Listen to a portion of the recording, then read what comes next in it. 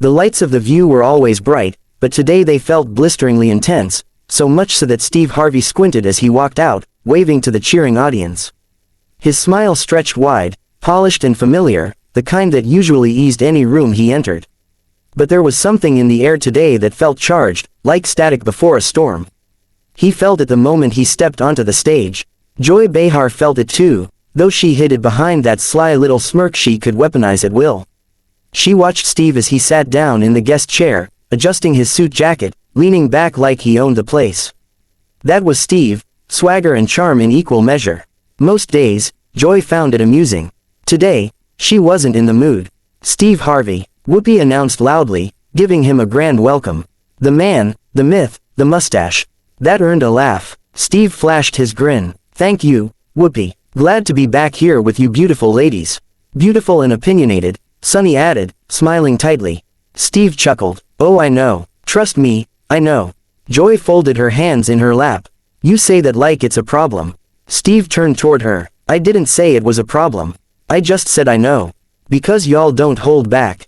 Which is admirable. Sometimes." The audience laughed again, sensing the tease, but also sensing the edge beneath his voice. Whoopi moved things forward. "Steve's here to talk about his new book. It just came out this week." "Thank you, Whoopi," Steve said, nodding. "It's a book about relationships, communication, and what I call grown folks' business." Joy's eyes sharpened. "Oh boy, here we go." Steve's head snapped toward her again. What you? Oh boy, ing for already. I just sat down." Joy shrugged casually. "You say, grown folks' business, and I hear, Steve Harvey telling women how to behave again." The crowd reacted with an, "Ooh," that echoed across the stage. Steve blinked twice, caught off guard but quickly masking it with a chuckle. "Now Joy," he said, pointing playfully, "don't start none before I get a chance to explain myself." "Then explain," she shot back. Whoopi sighed under her breath. "Here we go." Steve straightened in his seat. "Look, the book isn't me telling women what to do. It's advice. Advice people ask me for. All the time." Joy raised an eyebrow. "People ask you how they should live their lives." "Women and men," Steve replied. "Don't twist it now. Folks come to me because I tell it straight. Or because you think you're always right," Joy suggested lightly, though the heat behind her words pressed forward. Steve shifted, no longer as relaxed as before. "I don't think I'm always right. But I do know some things about relationships." "Of course you do," Joy said. "You've only written 40 books about them." That stung. Steve leaned forward. "Joy, why you coming at me like this today? We usually joke, but you actin' like you trying to pick a fight." "If I wanted to pick a fight, Steve, you'd already know," she quipped. The audience roared with laughter. Steve did not. He looked toward Whoopi again. "Can I talk about my book, please? Without a heckler." "Hey," Joy snapped. "I'm not heckling. I'm responding. There's a difference." "Barely," Steve muttered. Joy heard it. "What was that?" "Nothing," he said quickly. Sunny interjected. "Why don't we let Steve explain what the book is actually about?" Steve nodded gratefully. "Thank you. It's about respect. It's about understanding. It's about how men and women." Joy raised her hand. "Is this the same chapter where you said a woman shouldn't date a man if she makes more money than him?" Steve froze. See, this is what I was trying to avoid." "That's in the book," Joy said, tapping her cue card. "Right here, page 72. "Joy, that's not what I meant."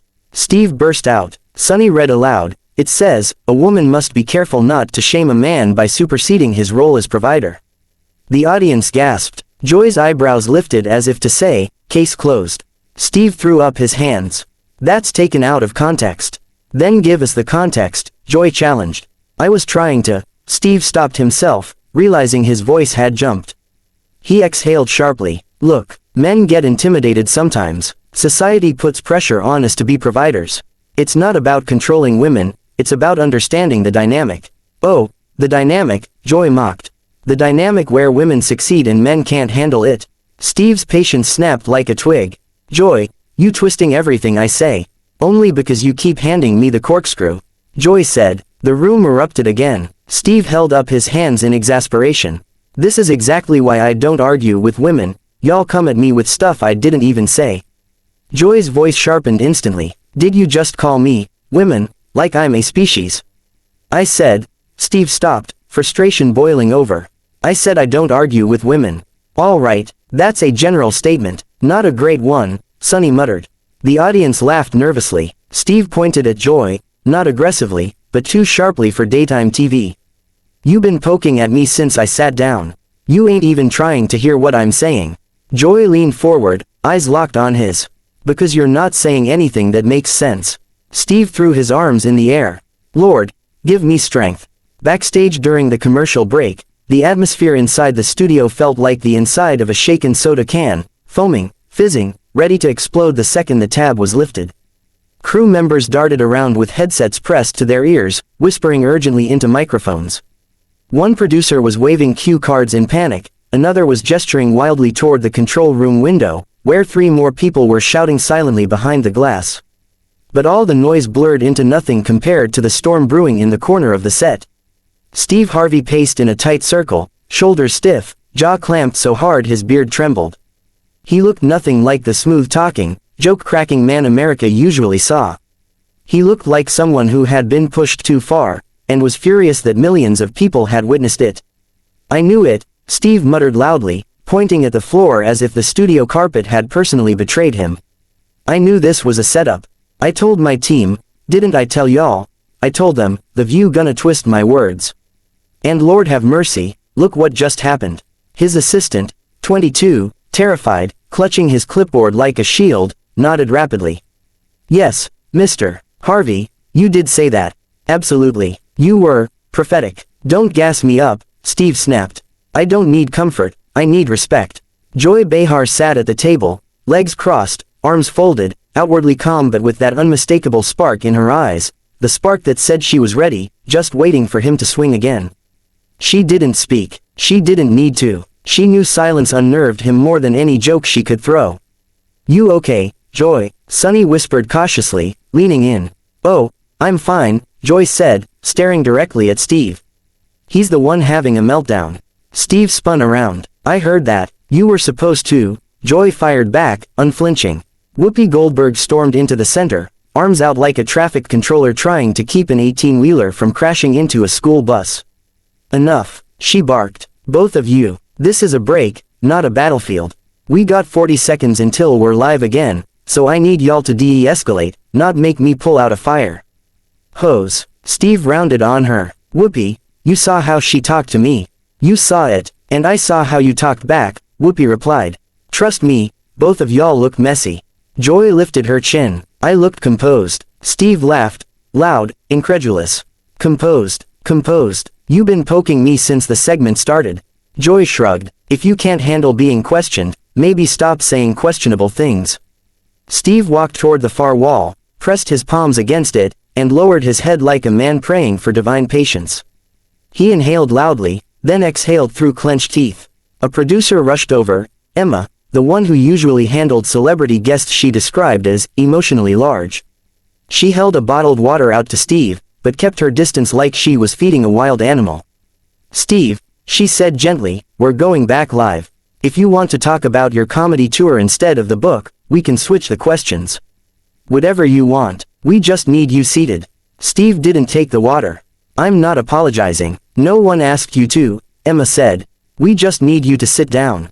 I ain't sitting next to her, he muttered. Joy rolled her eyes. Oh please, I don't bite. Well, unless the ratings depend on it. Steve spun again. Joy, 20 seconds. Someone yelled from the control room. Whoopi grabbed Steve's arm, not gently, and steered him toward the chair. Sit down before we all lose our jobs.